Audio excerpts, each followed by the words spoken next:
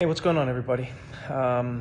What's really interesting about what's happening in America right now is that a lot of people don't seem to realize how dominoes connect, how one piece knocks another piece that knocks another piece, and in the end creates a giant wave. Each story seems completely unrelated, and yet at the same time, I feel like everything that happens in the world connects to something else in some way, shape, or form. And I think this news cycle that we witnessed in the last week was a perfect example of that. Amy Cooper, George Floyd, and the people of Minneapolis. Amy Cooper was, for many people, I think, the catalyst. And by the way, I should mention that all of this is like against the backdrop of coronavirus. People stuck in their houses for one of the longest periods we can remember. People losing more jobs than anyone can ever remember. People struggling to make do more than they can ever remember. And I think all of that compounded by the fact that there seems to be no genuine plan from leadership. Like, no one knows what's going to happen. No one knows how long they're supposed to be good, how long they're supposed to stay inside, how long they're supposed to flatten the curve. No one knows any of these things. And so what happens is you have a group of people who are stuck inside. All of us as society, we're stuck inside. And we then start to consume. We see what's happening in the world. And I think Amy Cooper was one of the first moments that one of the first dominoes that we saw get knocked down post-corona for many people. And that was a world where you quickly realize that while everyone is facing the battle against coronavirus, Black people in America are still facing the battle against racism and coronavirus. And the reason I say it's a domino is because think about how many Black Americans just have read and seen the news of how Black people are disproportionately affected by coronavirus. And not because of something inherently inside Black people, but rather because of the lives Black people have lived in America for so long. Coronavirus exposed all of it. And now here you had this woman who, we've all seen the video now, blatantly knew how to use the power of her whiteness to threaten the life of another man and his Blackness. What we saw with her was a really, really powerful, explicit example of an understanding of racism in a structural way. When she looked at that man, when she looked at Cooper and she said to him, I'm going to call 911 and I'm going to tell them there's an African-American man threatening my life. She knew how powerful that was. And that in itself is telling. It tells you how she perceives the police. It tells you how she perceives her perception or her relationship with the police as a white woman. It shows you how she perceives a Black man's relationship with the police and the police's relationship with him. It was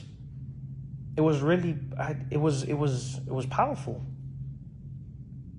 Because so many people act like they don't know what Black Americans are talking about when they say it, and yet Amy Cooper had a distinct understanding. She was like, "Oh, I know that you're afraid of interacting with the police because there is a presumption of your guilt because of your Blackness. I know that as a white woman, I can weaponize this tool against you. And I know that by the time we've sifted through who was right or wrong, there's a good chance that you will have lost in some way, shape, or form." And so for me, that was the first domino. And so now you're living in a world where so many people are watching this video. So many people are being triggered because in many ways it was like a gotcha. It was like the curtain had been pulled back. Aha. So you do this, because it's always been spoken about, but this was it was powerful to see it being used.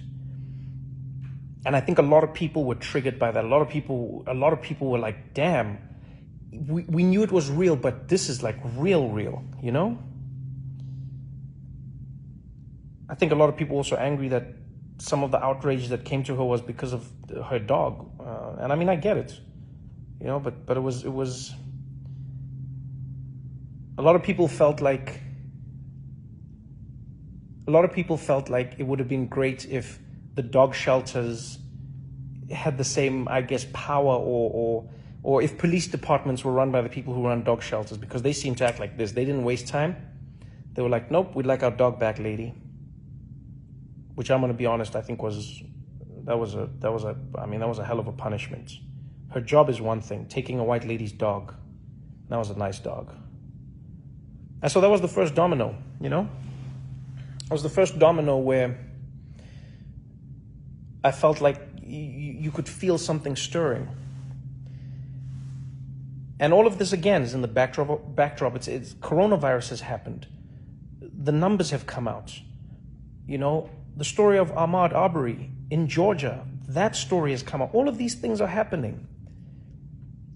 And then the video of George Floyd comes out. And I don't know what made that video more painful for people to watch. The fact that that man was having his life taken in front of our eyes, the fact that we're watching someone being murdered by someone whose job is to protect and serve, or the fact that he seemed so calm doing it, you know? Oftentimes we always told that police feared for their life. It was like a threat. And you know, you always feel like an asshole when you're like, you didn't fear for your life. Why did you fear for your life? How did you fear? But now more and more we're starting to see that it's like, no, it doesn't seem like there's a fear. It just seems like you can do it, so you did it. There was a black man on the ground in handcuffs, and you could take his life, so you did. Almost knowing that there would be no ramifications. And then again, everyone on the internet has to watch this. Everyone sees it. It floods our timelines as people.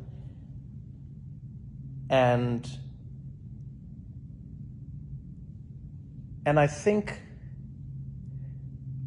one ray of sunshine for me in that moment was seeing how many people instantly condemned what they saw.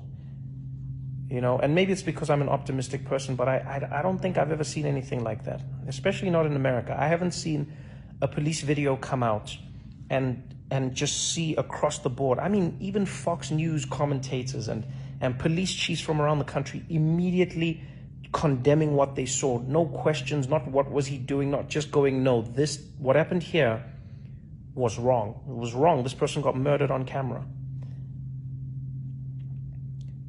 And then the police were fired. Great. But I think what people take for granted is how much for so many people that feels like nothing, you know?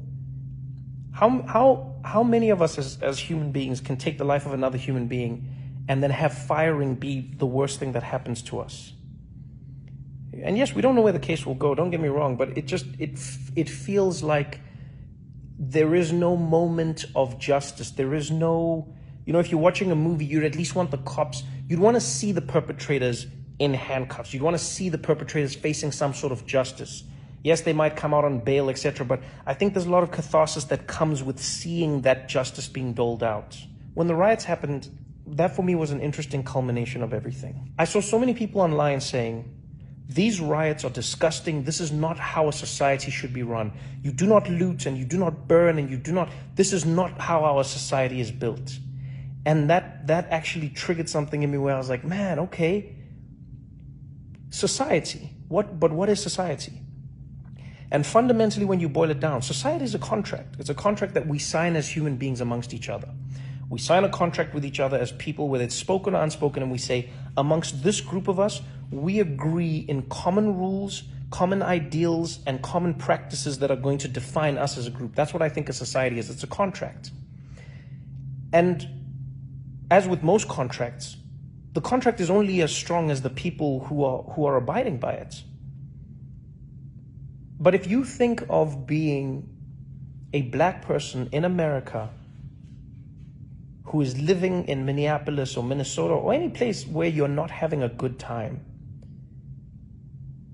ask yourself this question when you watch those people. What vested interest do they have in maintaining the contract? Why don't we all loot? Why doesn't everybody take?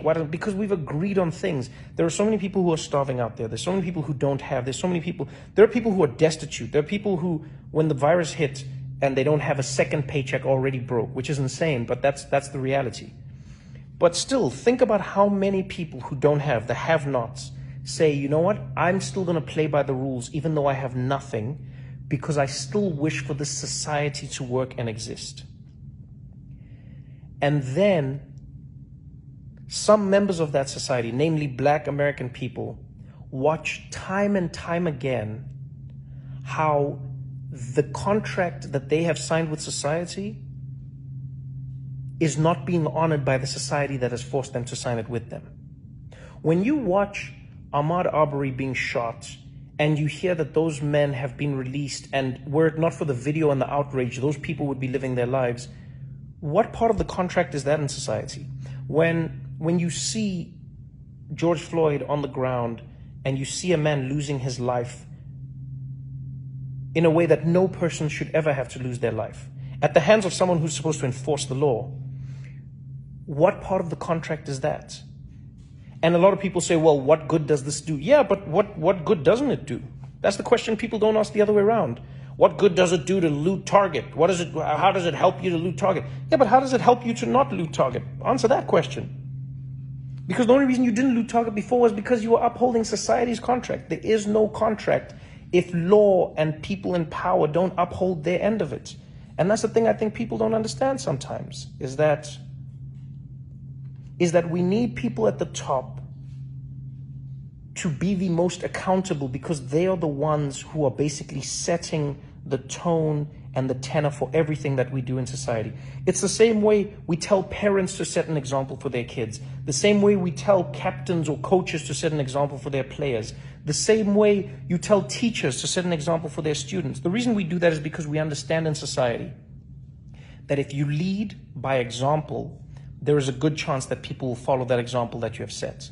And so if the example law enforcement is setting is that they do not adhere to the laws, then why should the citizens of that society adhere to the laws when in fact the law enforcers themselves don't?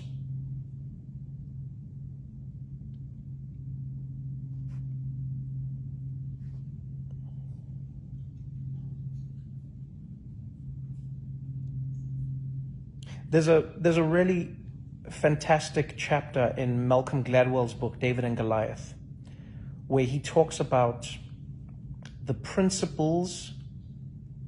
What is it?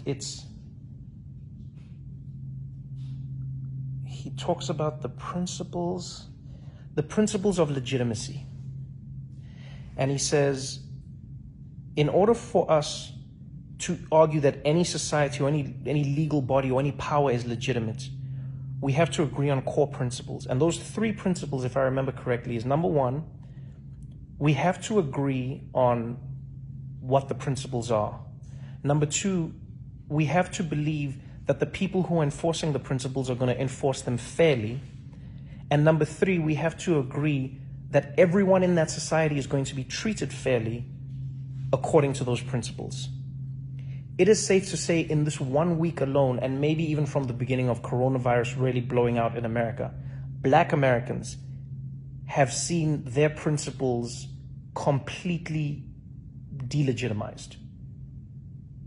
Because if you're a Black person in America right now and you're watching this, if you're a Black American person specifically and you're watching this, what principles are you seeing? I think sometimes the thing we need to remember, and it's something I haven't remembered my whole life. You start to learn these things, you know, when you travel the world, when you read, when you learn about society, I think is that like when you are a have and when you are a have-not, you see the world in very different ways. And a lot of the time people say to the have-nots, this is not the right way to handle things. When Colin Kaepernick kneels, they say this is not the right way to protest. When Martin Luther King had children as part of his protests in Birmingham, Alabama, people said having children as your protest is not the right way to do things. When he marched in Selma, people said this is not the right way to do things. When people marched through the streets in South Africa during apartheid, they said this is not the right way to do things. When people burn things, they say it's never the right way, because there is never a right way to protest. And I've said this before, there is no right way to protest, because that's what protest is. It cannot be right because you are protesting against a thing that is stopping you. And so I think what a lot of people don't realize is the same way you might have experienced even more anger and more just visceral disdain watching those people loot that target. Think to yourselves, or maybe it would help you if you think about that unease that you felt watching that target being looted. Try to imagine how it must feel for Black Americans when they watch themselves being looted every single day. Because that's fundamentally what's happening in America. Police in America are looting Black bodies. And I know someone might think that's an extreme phrase, but it's not, because here's the thing I think a lot of people don't realize. George Floyd died. That is part of the reason the story became so big, is because he died. But how many George Floyds are there that don't die? How many men are having knees put on their necks? How many Sandra Blands are out there being tossed around? It doesn't make the news because it's not grim enough. It doesn't even get us enough anymore. It's only the deaths, the gruesome deaths that stick out. But imagine to yourself, if you grew up in a community where every day someone had their knee on your neck, where every day somebody was out there oppressing you every single day. You tell me what that does to you as a society, as a community, as a group of people. And when you know that this is happening because of the color of your skin, not because the people are saying it's happening because of the color of your skin, but rather because it's only happening to you and you're the only people who have that skin color.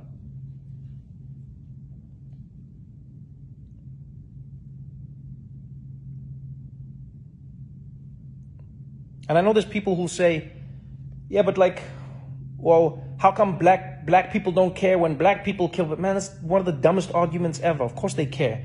If you've ever been to a hood anywhere, not just in America, but anywhere in the world, you'd know how much Black people care about that. If you know anything about under-policing and over-policing, though, you would understand how that comes to be. The police show Black people how valuable their lives are considered by the society. And so then those people who live in those communities know how to or not deal with those lives.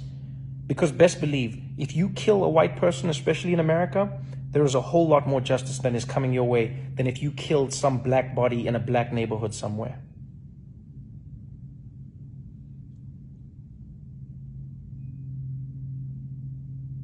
And so to anyone who watched that video, don't ask yourself if it's right or wrong to loot, or don't ask yourself, wow, what does looting help? No. Ask yourself that question. Ask yourself why it got you that much more watching these people loot, because they were destroying the contract that you thought they had signed with your society. And now think to yourself, imagine if you were them watching that contract being ripped up every single day. Ask yourself how you'd feel.